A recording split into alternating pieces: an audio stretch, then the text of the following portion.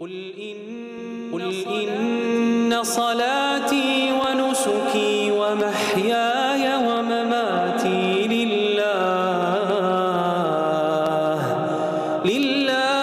رب العالمين.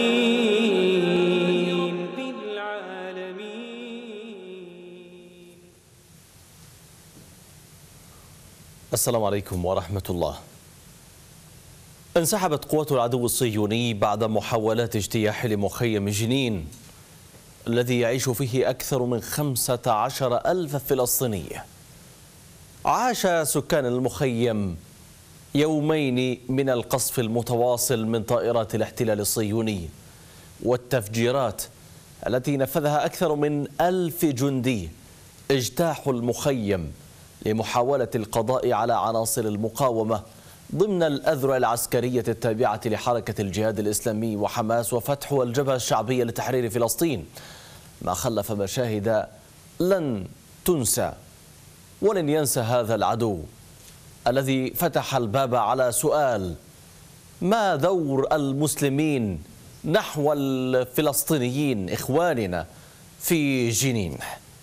أهلا ومرحبا بحضراتكم مشاهدينا الكرام في هذه الحلقة من رأي الدين، والتي أناقش فيها اقتحام جنين، واجب الأمة الشرعي تجاه أهلها. بعد فاصل قصير تفضلوا بالبقاء معنا.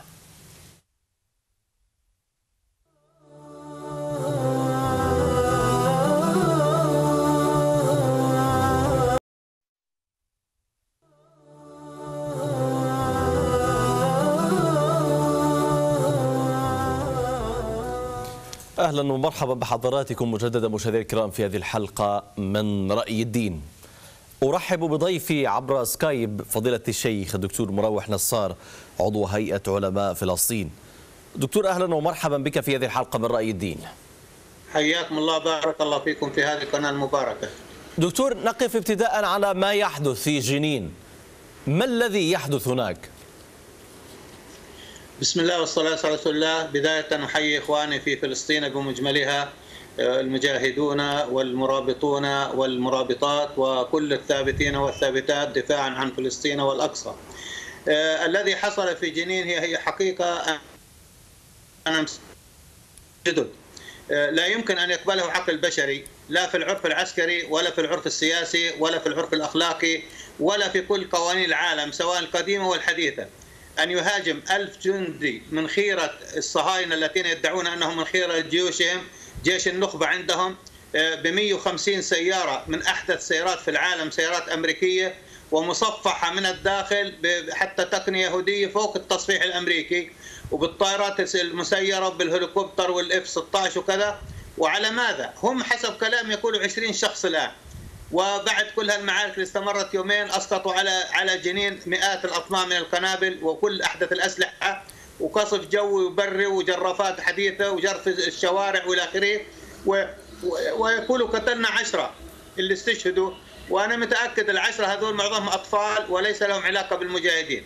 الذي حصل الحقيقه في ظاهره امر مجزره وامر ليس بالسهل. يعني لو هذا الجيش الذي دخل الى مخيم جنين اللي مساحته لا تزيد عن نصف كيلومتر مربع، حتى أقل من نصف كيلومتر مربع، أخي هذا لو سلطته على دولة من الدول ممكن سقطت هذه الدولة.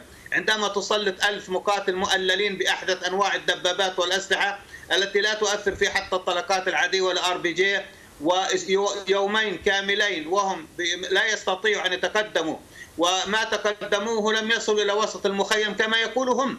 قالوا نحن لم نصل إلى قواعد ومراكز المجاهدين، إنما في الأطراف والمناطق اللي يدخلوها في الجرافات، يجروا في البيوت، وقد تم إخراج أكثر من 5000 من بيوتهم حتى يستطيعوا أن يدخلوا خوفا من يكون أحد متواجد. ومع ذلك تم نسف دبابات ونسف جرافات وقتل أفراد. هم اعترفوا حقيقة وهم لا يعترفون أنه قتل 1 أو 2، ولكن طائرة الهليكوبتر تنقل في الجثث وتعرضوا لهزيمة نكراء مقابل هؤلاء الشباب الصغار اللي معظم حتى الشهداء اللي وردت صورهم كلهم ما بين ال16 وال15 و17 سنة. مفخرة كبيرة لشعبنا الفلسطيني لأهل جنين ولما حصل في جنين ضد هذا العدو المجرم الغاصب.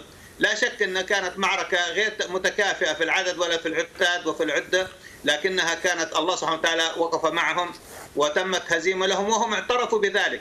هم قالوا سنعود مرة أخرى ومرات لأنهم كانوا يقولون نحن دخلنا لنمسح جنين كما تم مسحها في 2002 عندما اجتاح شارون، وظنوا أنهم قضوا على جنين وانتهى الأمر، لن يعود لها ولن تقوم لها قائمة في عهد أبو الهيجة والشباب في 2002، ولكنها بعد 20 سنة خرجت أقوى مما كانت عليه، ووقفت غصة في حلوق الصهاينة. في خلال الفترة الماضية أكثر من 20 عملية حصلت في جنين خلال الفترة الماضية، ما بين اقتحام وما بين قتل وما بين سنتحدث عن كل هذا بالتفصيل دكتور. 11 قتيل من الصهاينة قتلوا في الفترة الماضية الذين تسبب في قتلهم المجاهدون في جنين. سنتحدث طبعا بالتفصيل عما حدث وتداعياته على المسلمين الفلسطينيين في كل أنحاء العالم، لكن هل هناك أي حاجة حصلت بالتوازي مع ما حدث في جنين في المسجد الأقصى المبارك؟ لا شك هي الذي يحصل في جنين، هم يعني يدفعوا الثمن دفاعا عن المسجد الأقصى، وما حصل في جنين ويحصل في غزة الآن هو ردة للمسجد الأقصى. وفي اليوم الأخير عندما تم الانسحاب وهزيمة القوات الصهيونية أطلقت صواريخ من غزة، كذلك حصلت عملية تل الربيع في اليوم الثاني لانسحاب الصهاينة، وبعدها يومين بالأمس حصلت عملية قديمين. فالقصة أن الذي يحصل هو ردات فعل للأقصى.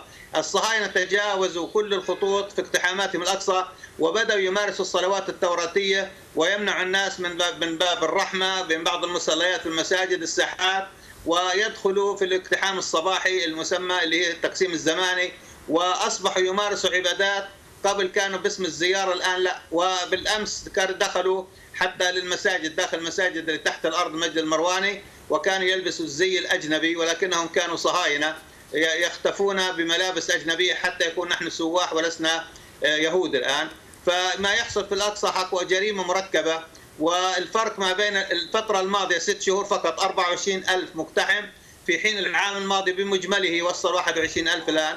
اقتحامات متواصلة، أعداد هائلة، والنوعية اللي أول مرة مثلا وزراء يقتحموا بن غفير ومترش يقتحموا المسجد الأقصى بالوزراء. قبل حتى في حكم النتن السابق كان لا يسمح للوزراء والبرلمانيين بدخول المسجد الأقصى، الآن أصبحوا يعني من قبل الحكومة لما النتن يؤيد ويدخل 5 وزراء في إحدى الاقتحامات المسجد الأقصى، هذا إعلان بأنه أصبح متاح لهم، والمسجد الأقصى أصبح للصهاينة أنه كأنه يعني يخطط ليكون معلم يهودي.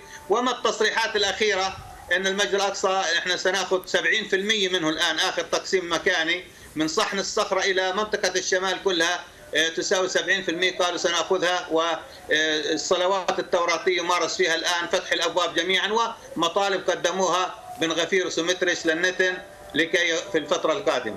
طب دكتور، حضرتك تكلمت في بداية الكلام وقلت إن الشباب 16 و17، ما دلالة هذه الأعمار في مواجهة هذه الآلية العسكرية الصهيونية بعد كل هذه السنوات طبعا من المقاومة؟ بداية هو توفيق أول من رب العالمين، يعني كما كان يقول الصهاينة الكبار يموتون والصغار ينسون. هذا الجيل الذي تربى، يعني هذا الجيل الذي قاتلهم في مخيم جنين هم من ولدوا بعد 2021 2002 عندما اقتحم شارون، الآن تقريبا عمرهم 20 سنة وأقل. هذا الذي وعى على قتل أبيه أو قتل أمه أو هدم بيته فهو لابد أن ينتقم. وفي حاجة لابد أن يعرفها الناس الآن، كثير من الناس يجهلوها، أن سكان مخيم جنين أخي معظمهم من حيفا. حيفا اللي تعتبر عروس فلسطين، حيفا تعتبر جبل كرمل من أجمل المناطق اللي في العالم، مش بس فلسطين، هذه بلادهم. تصور هذا ابن مخيم عايش في منطقة حتى من صوت الدباب ممكن ينهار عليه، مخيمات زينكو، مباني بدائية بنتها له المتحدة، ويرى بيته في حيفا في جبل كرمل في منطقة راقية جدا، في مزارع البرتقال والليمون والساحات والورود كذا، وأن هذا الفرنسي أو البريطاني أو الأمريكي أو الروسي يسكن مكانه في هذا البيت. طبعا هذا لا يمكن يتحمل هذا الوضع، يعني ظلم واضح أن يأتى برجل من أمريكا من بريطانيا من هذه الدول اللقيطة ويسكن مكانه في البيت، هو يسكن في مخيم صغير لا تسكنه حتى الدواب، الشوارع ضيقة، الخدمات ما في خدمات تقريبا الآن، مخيمات، معروف المخيمات كيف وضح الآن، وأنا زرتها في لبنان وفي الأردن وفي الضفة، معروف المخيمات اللي هي يعني لا ليس فيها أقل شيء بالنسبة للإنسانية. هذه الأشياء كلها ضاعفت فيما حصل. هذا الشباب اللي وعي وحدث بقتل أمه وقتل أبيه وهدم بيته وقتل أصدقائه أكيد حيظهر لذلك الآن. الصهاينة تجاوزوا الحدود والدم لا يأتي إلا بالدم. طيب، الحديث الآن عن سبب استهداف هذه المنطقة تحديدا. يعني دائما ما نتحدث عن نابلس وعن جنين تحديدا، هاتين المنطقتين في فلسطين في الضفة الغربية تحديدا، ما نشهد فيهم عملية استهداف للفلسطينيين، عملية هدم منازل، مواجهات من المقاومة الفلسطينية مع قوات الاحتلال الصهيوني. لماذا هاتين المنطقتين ولماذا جنين تحديدا؟ والجنين فيها مخيم جنين، وكما ذكرت لك يا أخي يعني أن السكان في المخيمات يعيشون معيشة سيئة للغاية، مساكن سيئة، حتى الدورات المياه، الخدمات الصحية غير متوفرة، الشوارع ضيقة جدا، كثير من البيوت لا يروا الشمس حتى الأطفال داخل المخيم الآن، لأن كثافة تصور نصف كيلو يسكن حوالي 15,000، وهذا الإحصاء غير دقيق. لما يسكن 15,000 في أقل من 400 متر كيف بده تكون طبيعة السكن الآن؟ هذا المخيم جنين، مخيم بلاطة، هي بؤرة للانطلاق، لأن كما ذكرت لك الآن هم ناس يشعروا بمنتهى الظلم من العالم، أخرجوا من ديارهم وطردوا من بلادهم ويروا يعني أكيد كثير منهم زار حيفا وزار يافا وزار الربيع وشاف بيوته، هم يعرفونه ما تزال عقود البيت وصور بيوتهم معهم الآن، يعني لم ينسوها الآن. فهو لما يشاهد بيته محتل كيف بده يسكت؟ هذه واحدة. الأمر الثاني، جنين تعتبر من أقرب المناطق أخي لمنطقة ما يسمى بال48، يعني ما بين جنين وما بين القدس 75 كيلو، ما بين جليل والساحل أقل من 30 كيلو. يعني جنين لها 5 مداخل أو 5 اللي هي السور اللي عملوه، السور هذا الجدار العنصري، هناك 5 معابر على السور تبعد 15 كيلو، 20 كيلو، 30 كيلو، 25 كيلو.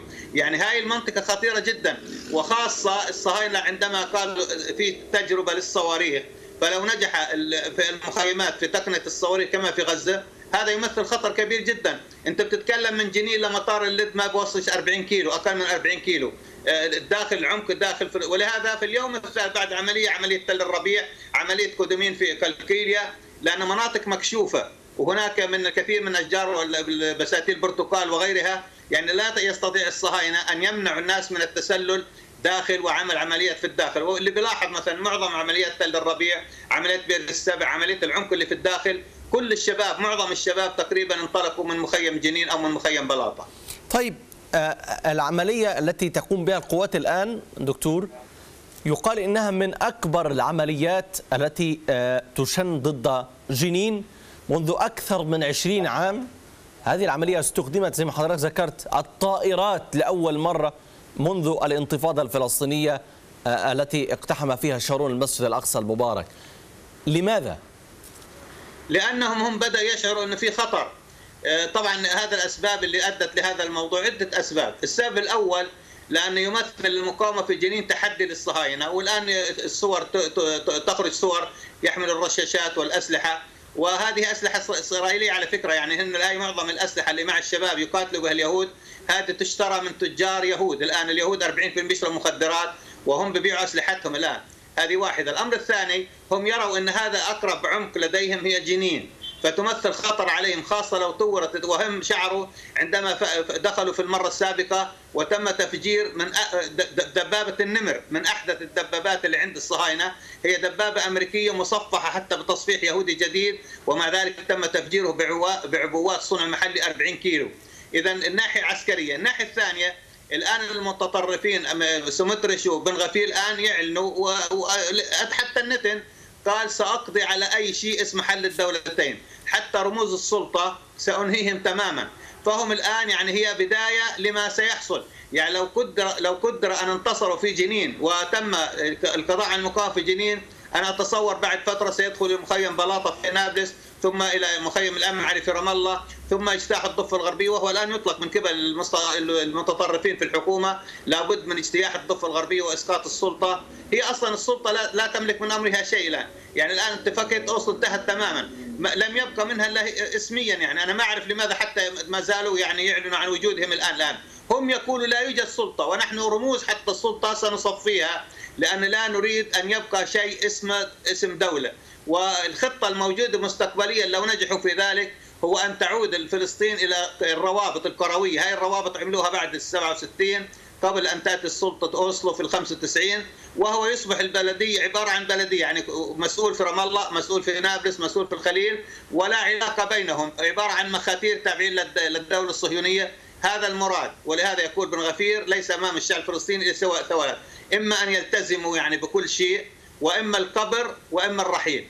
فهذا الهدف الثاني هو تفريغ الضفة، القضاء على شيء اسمه سلام. الأمر الآخر هناك هدف سياسي وهدف ديني. الهدف السياسي أن نتنياهو الآن في مشكلة عند الآن بالثورات والمعارضة، وصلوا لدرجة كبيرة، والآن لو حصل انتخابات جديدة سيسقط النتن، لأن المرة الماضية أخذ 34 مقعد والمعارضة أخذوا 30 والمتدينين أخذوا 30، فأضافوا للنتن وأصبحت حكومة. لو عملت انتخابات جديدة هناك الآن وزير الدفاع يفوز عليه. إذا سقط الحكومة سيدخل النتن في السجن، فهو يلاحظ من ناحية سياسية بدي يعطي للشعب اليهودي أنا عملت كذا، هي ضربت مخيم جنين، هي عملت كذا لآخره، أنا هي سمحت المغتصبات. يعني حتى في 2002 عندما انسحب شارون من طرف واحد وانسحب من 3 مغتصبات في الضفة الغربية، الآن يطالبوا في العودة إليها الآن، يعني القضاء على شيء اسمه اتفاقية أوسلو واتفاقية سابقة الآن. إذا هدف سياسي، هدف أمني، لأن الدولة الصهيونية تقوم على الأمن، يعني الأساس اللي قامت عليه الدولة الأمن والاستيطان والتوسع. الأمن الآن يمثل عندهم الأساس في الموضوع، وحتى إذا شعروا بالخوف يتجاوزوا الجانب الشرعي والجانب الديني كله وتصبح دولة أمنية. ولهذا كان الإجماع بالنسبة لاقتحام جنين إجماع من المعارضة والجميع، جميع الأطياف الصهيونية كانوا متفقين على هذا الموضوع، لأن لما يتعلق الأمر بالأمن بعد ما انتهت اقتحام جنين أصبحوا الآن يتظاهروا في الشوارع ضد نتنياهو. الهدف الديني يقول بن غفير الضفة الغربية هي وقف لنا، يعني يقول لا يجوز التنازل عن ذرة تراب منها، ويقول للمغتصبين كل قمم الجبال ترونها استولوا عليها وابنوا عليها مغتصبات. إذا أخي هدف سياسي، هدف أمني، وهدف ديني اللي هي تجتمع، ووجود الغياب العربي والإسلامي والنفاق الدولي ساعد هذه الدولة فيما قامت به. طيب الآن الاحتلال الصهيوني بعد كل هذه الخطوات واللي حضرتك تفضلت ذكره في هذه المقدمات وهذه الأسئلة أيضا الإجابات اللي حضرتك تفضلت بها، حقق أهدافه في هذه العملية؟ على جزئيا، يعني هذا الكلام هم يقولونه. قبل أيام بسمع في أحد الضباط الكبار جنرال في الحكومة يقول نحن لم نحقق شيء وهذه الدولة فاشلة. حتى من اليوم الأول كان هناك بعض الضباط المتقاعدين يقول هذا مشروع فاشل، الحكومة فشلت، لأن كانوا يظنوا أنهم يفاجئوا في الداخل المجاهدين، ولكنهم فشلوا في ذلك، لأن كانت الدبابات تجتمع حول مداخل جنين، وقاموا ببعث طائرات مسيرة وقصفوا إحدى البيوت واستشهد 3 في العملية. ظنوا أن اللي في الداخل يطمئنوا لذلك وما يكون هجوم بري، لكن الشباب كانوا عارفين لهذا كانت هناك حواجز في الطرق، في مثلا ألغام في الطرقات، كانوا منتشرين انتشار جيد في المخيم. لهذا الصهاينة لم يستطيعوا أخي، هم هذا الذي حصل، لم يستطيعوا اقتحام المخيم اللي مساحته نصف كيلو بكل ترسانتهم، مع أنهم حاصل مخيم من 3 جهات، لكنهم لم يتعمقوا للعمق اللي داخل المخيم، لأنهم كانوا سيدفعوا الثمن غالي جدا. كل الشوارع مفخخة، الشباب منتشرين، والمخيمات هي مناطق ضعيفة تستطيع أي واحد، ما يستطيع الواحد التنقل بين المخيمات إلا أهلها، فخافوا ودفعوا الثمن في انسحابهم. أثناء الانسحاب اعترفوا ببعض القتلى، لكن حقيقة القتلى كثير، قتل منهم عدد كبير جدا. هم اعترفوا بجندي واحد جريح، وتم إسقاط 4 مسيرات. يعني تتكلم في معركة غير متكافئة بأسلحة بدائية، لكنها كانت حقيقة في الميزان العسكري إذا قست هم انهزموا. نحن نقول لم ينتصروا على اليهود، لكن نقول أنت عندما تخطط لتعمل شيء، تقول سأقتحم جنين وأقطع المقاومة وتستسلم ولا تستطيع ذلك، فأنت فشلت في ذلك الآن. حقيقة بشكل عام ما قام به الصهاينة، فشلوا في اقتحام المخيم، فشلوا في تحقيق الأهداف، فشلوا في القضاء على المقاومة، فشلوا في تحقيق ما أرادوا إليه الآن، وهذا انقلب السحر على الساحر. والآن المعارضة بدأت تتكلم في هذا الموضوع، أنتم جرتونا لمشاكل. لكن في شباب فلسطيني مقاوم فقد حياته فضيلة الشيخ. لا شك أن أصلا يا أخي أنت عندما أنت تخرج للجهاد، ليش تعرف الجهاد؟ هو بذل الوسع. وقالوا يا رسول الله الرجل يقاتل حمية وقاتل شجاعة ما في سبيل، قال من خرج لتكون كلمة الله العليا فهو في سبيل الله. لهذا كانت الغنائم تحرق، لم تحل الغنائم إلا للرسول صلى الله عليه وسلم، قال لما رأى ضعفنا. لماذا؟ حتى إذا خرجت لا تخرج طمعا في غنيمة أو طمعا في شيء، إنما طلبا للشهادة، ننتصر أو نستشهد. هذا شعار المسلم الآن، يسقط شهداء يسقط، ما في إيش المشكلة، ويتخذ منكم شهداء. لهذا النبي محمد صلى الله عليه وسلم في غزوة أحد عندما سقط 70 شهيدا و70 جريحا، يقول لأبي بكر الصديق وقد اعتلى أبو سفيان قبل إسلامه صخرة وبدأ ينادي اعلى هبل اللات لنا العزة لنا.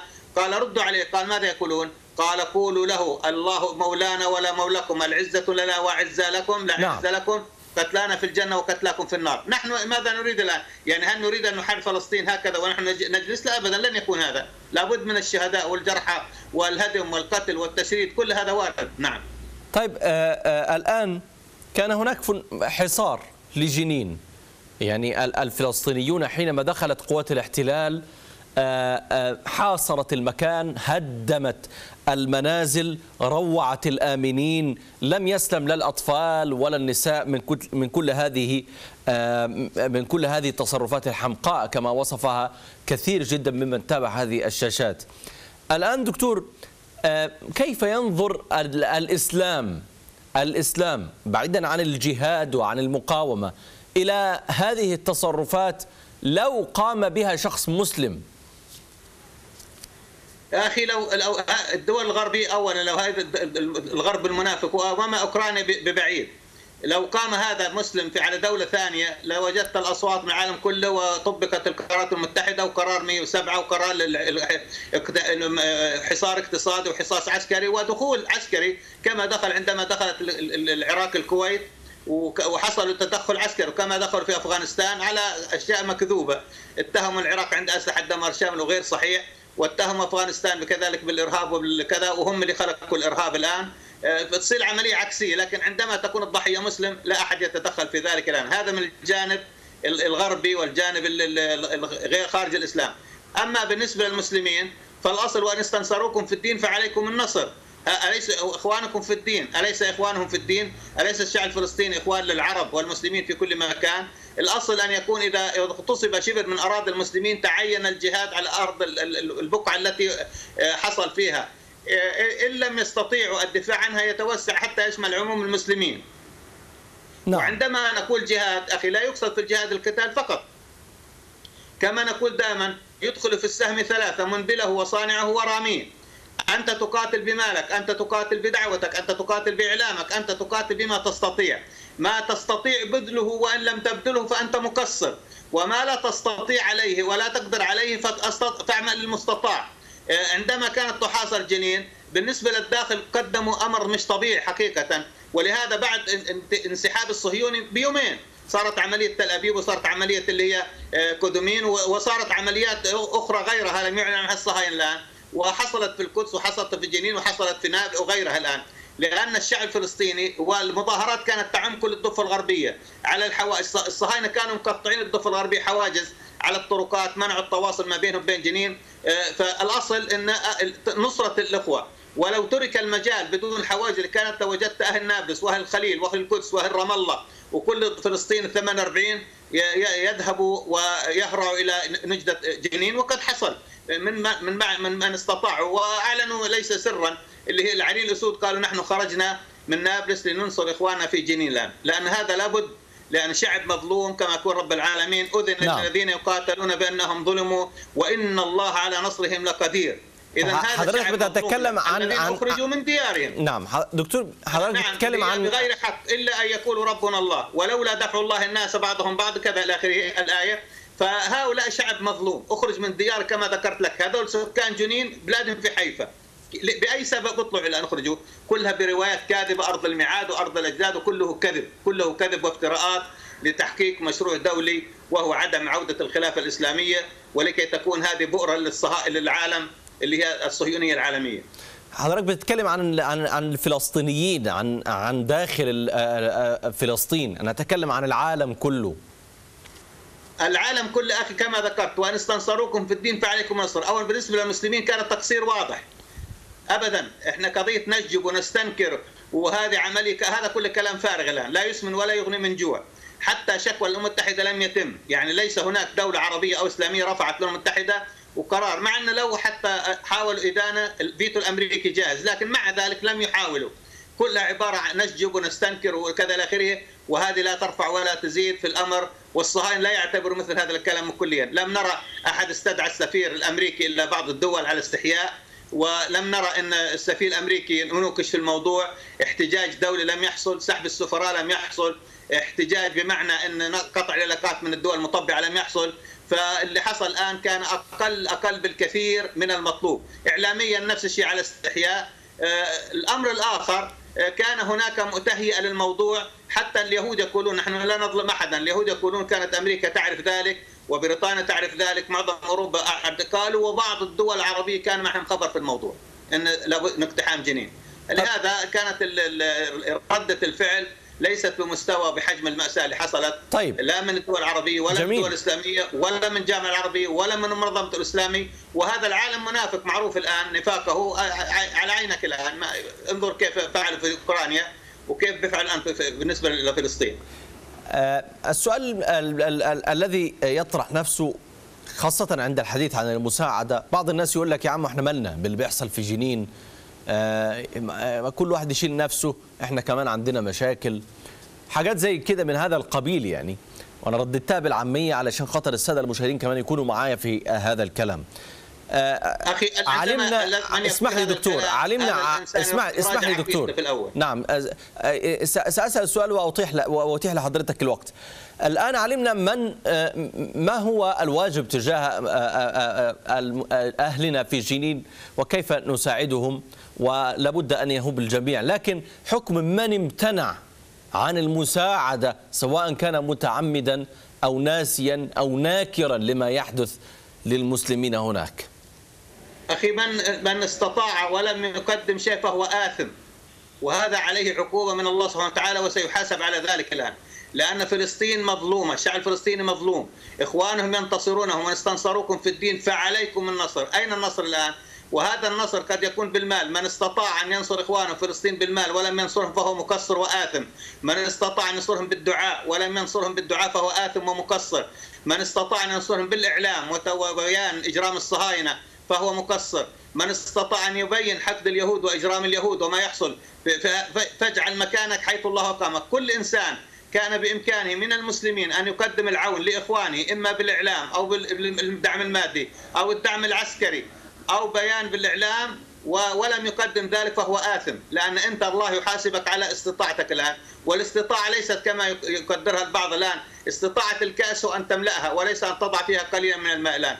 كما ذكرت لك أخي الآن، الحقيقة ردة الفعل لم تكن في مستوى الحدث ولم تكن في مستوى القضية، لا بالنسبة لاقتحام الأقصى ولا بالنسبة لما حصل في جنين، ونسأل الله أن يهديهم. يعني الأمر ليس بالهين، مع أنهم لو نظروا في الواقع الآن أخي، الآن لو سقطت جنين لا سمح الله وسقطت الضفة الغربية ووقفت المقاومة، هي الحاجز التي تحجز الإجرام الصهيوني عن الدول العربية. فالأصل في الدول العربية لو كان عندهم شيء من الوعي، ليس كإخوانهم في الدين وليس النصرة مطلوبة وهم جزء من الأمة الإسلامية، إنما هم يقوم بحراستهم. أنت عندما تضع حارسا يحميك الآن تقدم له مساعدة حتى لا ينتقل المرض إليك الآن.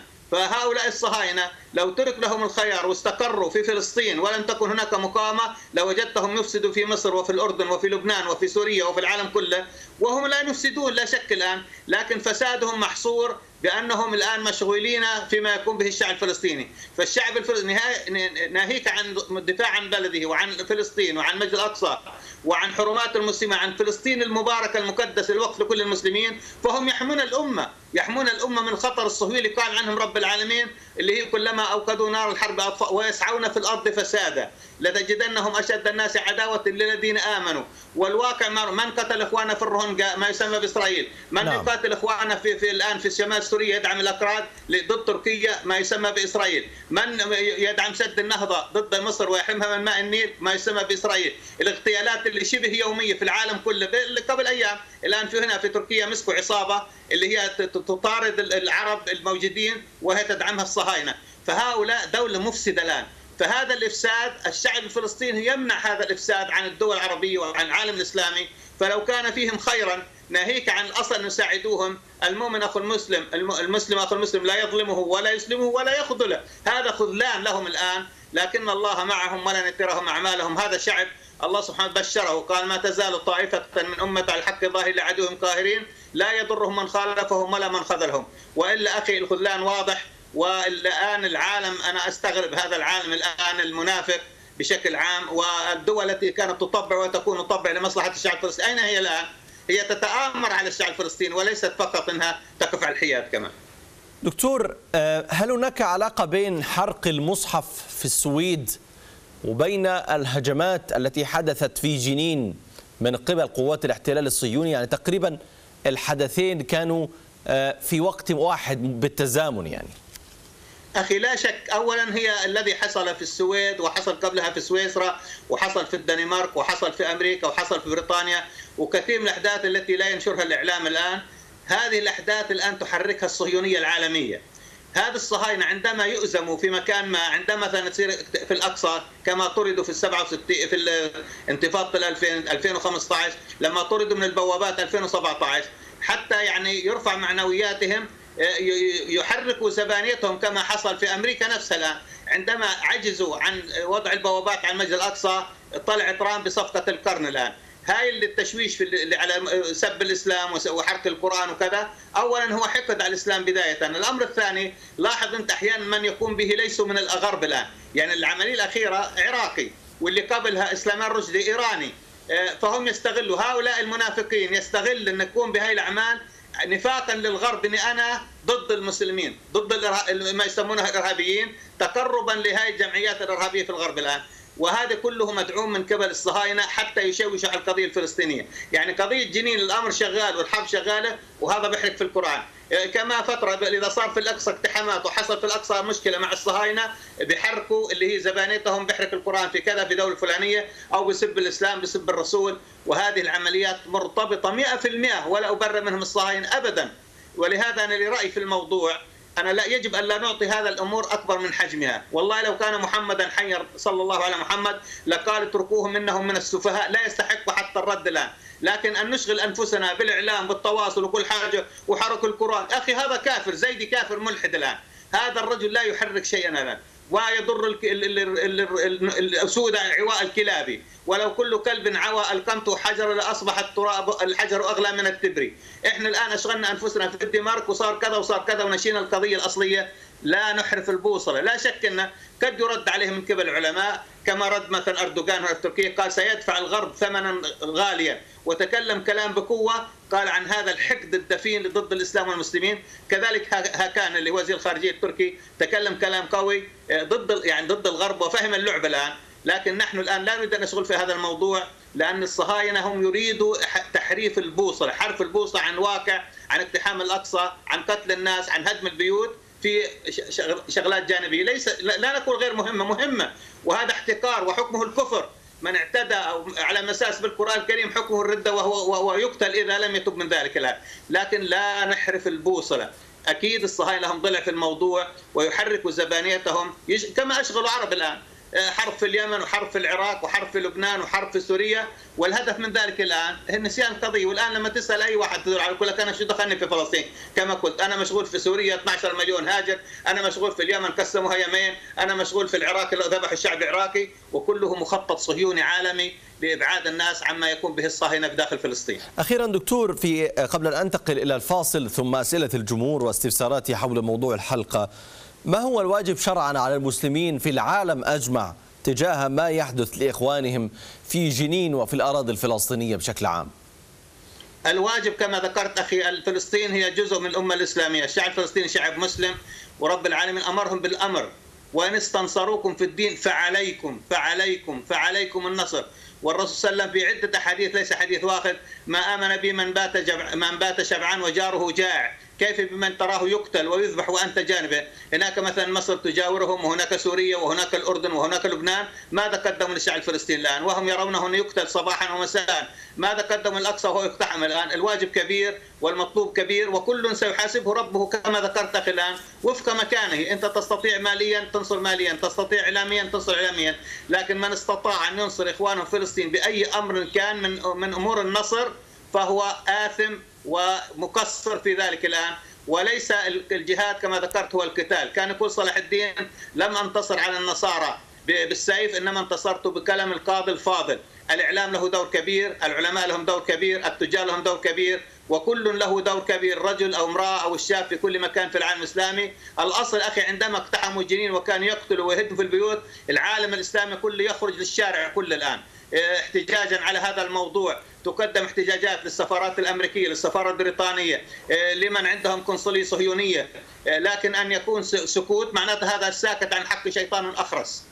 طيب، يعني في ظل كل هذه الأمور دكتور، يبدو أننا يعني أمام أيضا أحداث جديدة في ظل الحديث عن هدم المنازل، وما زالت حتى هذه اللحظات ردود الفعل داخل الكيان المحتل كما تفضلت حضرتك تشي بأن هناك تطورات جديدة ستحدث في الأيام المقبلة.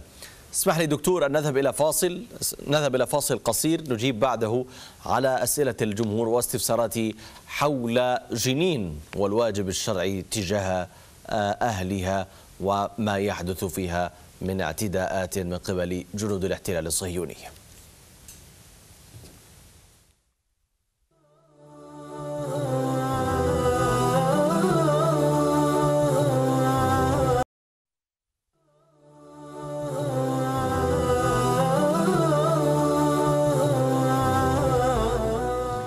أهلا ومرحبا بحضراتكم في الجزء الأخير من حلقة اليوم الرأي الدين. مشاهدينا الكرام، مجددا أرحب بضيفي عبر سكايب الدكتور بروح نصار، عضو هيئة علماء فلسطين. دكتور، السؤال الأول يقول: هل هناك بشريات للنصر في هذه الأحداث، في أحداث جنين؟ لا شك أخي أن المبشرات كثيرة جدا، والقضية بشكل عام أنا أقول لإخواني الذين يسمعوني في كل مكان: فلسطين لها وظيفة، لا تخافوا على فلسطين. فلسطين هي البوصلة التي تضبط العالم كله، والدليل على ذلك يرجع للتاريخ. أين هزم التتار؟ في فلسطين. أين هزم نابليون؟ في فلسطين. أين هزم الصليبيين؟ في فلسطين. وسيهزم اليهود في فلسطين. والله سبحانه وتعالى يقول: ونجيناه ولوط الأرض التي باركنا فيها للعالمين. فبركت فلسطين على العالم كله بأن يحفظ الله سبحانه وتعالى العالم من أي دولة معتدية ظالمة. فجاء التتار أرادوا أن يجتاحوا العالم كله 35 مليون كيلومتر مربع، وهزموا فلسطين بعد سنتين من اجتياح بغداد. ثم جاء الصليبيين أنشأوا الممالك في أنطاكيا وإرها وغيرها، وبعد تقريبا حوالي 100 سنة تم طردهم وهزيمتهم. ثم جاء نابليون قال: أريد أن أكون كالإسكندر المقدوني، وهزم على أسوار عكا الآن. فهذه لها وظيفة، هي البوصلة التي تضبط العالم. فلسطين أرض عقوبة للفاسدين ومنجاة للصالحين. وأما لو نظرنا في الأحاديث في القرآن كذلك: فإذا جاء وعد الآخرة، نحن ننتظر وعد الآخرة الآن في إساءة الوجه، ليسوءوا وجوهكم وليدخل المسجد كما دخلوه أول مرة. هذا وعد الله ولن يخلف الله وعده. كذلك في الحديث: ما تزال طائفة من أمتي على الحق ظاهرين لعدوهم قاهرين، لا يضرهم من خالفهم ولا من خذلهم. نحن خذلناهم وخالفناهم الأمة كما الآن حتى يلقوا الله وهم على ذلك. أين هم يا رسول الله؟ قال: في بيت المقدس وأكناف بيت المقدس. وإن نظرت إلى الصهاينة أنفسهم الآن، ضباط في المخابرات، في الشين بيت، في الإعلام، في القادة الكبار والصغار، يقولون، وإن شاء هذا يحتاج إلى لقاء كامل، ماذا يقول الصهاينة؟ يقول: نحن ورثنا إرثا كبيرا أجدادنا وما ندري ما نورث لأبنائنا. يقول أحدهم: فلسطين أنشئت بخطأ، اليهود أنشئت إسرائيل بخطأ تاريخي، والتاريخ صحح نفسه. طيب. نتن يسأل: هل تعيشون 100 سنة؟ يقول: لا ما أعتقد ذلك، لأن أطول عمر لنا دولة الحشم ونائم. هم يقولون هذه الدولة إلى زوال، هذا مشروع فاشل، وأنا أنصحهم بالخروج من بلادنا والعودة إلى بلادهم قبل فوات الأوان. السؤال الثاني يقول: كيف ترى موقف المسلمين والغرب مما حدث؟ موقف المسلمين لم يكن في مستوى الحدث. والله سائلهم عن ذلك. وكل من استطاع أن ينصر إخوان فلسطين ولم يقدم لهم النصر دعما عسكريا أو ماديا أو إعلاميا أو معنويا فهو آثم، لأن الله بيقول يا أيها الذين آمنوا ما لكم إذا قيل لكم انفروا في سبيل الله إذ ثاقلتم إلى الأرض أرضيتم بالحياة الدنيا من الآخرة فما متاع الحياة الدنيا من الآخرة إلا قليل إلا تنفروا يعذبكم الله. فالله يناديهم ما لكم إذا قيل لكم انفروا في سبيل ثاقلتم الأرض. ولهذا أبو أيوب الأنصاري عندما سمع هذا القول ذهب للجهاد. قالوا كيف أنت معفي عنك، ليس على المريض ولا الأعمى حرج. قال الله لم يعفيني، هي لم يترك خفافا وثقالا. فالأمة الله سبحانه وتعالى لم تستجب لنداء الله سبحانه وتعالى وتركت ما يحدث في جنين وفي نابلس وفي فلسطين وفي الأقصى للكيان الصهيوني، وكل دعم على استحياء لم يحرك ساكنا ولم يكن هو المطلوب من الأمة الإسلامية إلا من رحب ربي وقليل ما هم. أما العالم الغربي عالم ليس لنا أخلان في الإعلام في كل شيء. بالأمس كنت أتابع في لقاء مع أحد القادة الأمريكان في وزارة الخارجية بكل وقاحة يتكلم يقول نحن نأمن يعني نضمن أمن إسرائيل وهذا في اعتداء وكذا. حتى الذي كان معه كنت أنا أتابعه مقهور لم يستطع الرد عليه. كان يقول أنتم تقولوا أرض محتلة، أنا أكون في أرض محتلة ودافع عن نفسي. ما الذي جاء بالصهاينة مخيم جنين؟ أليس جنين منطقة محتلة؟ أليس القدس الشرقية في العرف الدولي محتلة؟ إذا أنا ما رحت أقاتل حتى في الداخل وإن كانت بلدي، لكن على الأقل فيما تدعون أنه أرض محتلة وهم يقاتلون. أصبحنا نحن إرهابيون ونحن الذي يقتلون في بلادنا الذي الأمم المتحدة تقول أرض محتلة أصبحوا ناس هم المعتدى عليهم الآن. ما في عالم أخي، العالم ليس لنا، عالم غربي منافق معروف. طيب. الآن وأمريكا تحمي هذا الكيان والدول الغربية من تحت الطاولة فوق الطاولة بالفيتو وغير الفيتو. هذا معلوم دكتور، للأسف الشديد واقع مؤلم تعيشه الأمة العربية والإسلامية. السؤال الأخير في هذه الحلقة دكتور، كيف أساعد القضية الفلسطينية وأنا أعيش في أوروبا باختصار إذا سمحت؟ تستطيع أخي أن تدعمها إعلاميا. الآن الإنترنت تصل في كل مكان، تستطيع دعمها ماديا، تستطيع دعمها معنويا، تستطيع أن تتصدى للعصابات الصهيونية والفكر الصهيوني. لاحظوا اللوب الصهيوني متغلغل في أوروبا الآن. لماذا لا يكون هناك لوب إسلامي كما هم يطعنون في القضية الفلسطينية ويكذبون؟ نحن معنا الحق الآن نبين للعالم أن هذه الدولة معتدية، كل الادعاءات الصهيوني كاذبة، الشعب الفلسطيني المظلوم، نقدم صور لما يحدث المجازر كذا، ندعم بهذه الطريقة. إذا ماديا معنويا إعلاميا وبيان عوار هذه الدولة المجرمة فيما تقوم به من أفعال، فأنا بهذه الطريقة أكون أدعم الشعب الفلسطيني. شكرا جزيلا عضو هيئة علماء فلسطين الدكتور مروح نصار لوجودك معي عبر سكاي في هذه الحلقة من رأي الدين، ونسأل الله سبحانه وتعالى أن ينصر الإسلام ويعز المسلمين وأن يعلي رايتي الحق والدين يا رب العالمين، اللهم امين، وان ينصر المستضعفين في كل مكان وان يحرر فلسطين من دنس الصهاينة الغاصبين. شكرا لكم مشاهدينا الكرام على حسن الاستماع والمتابعة. انقل لكم تحياتي انا عبد الله الماحي، السلام عليكم ورحمة الله. قل إن صلاتي ونسكي ومحياي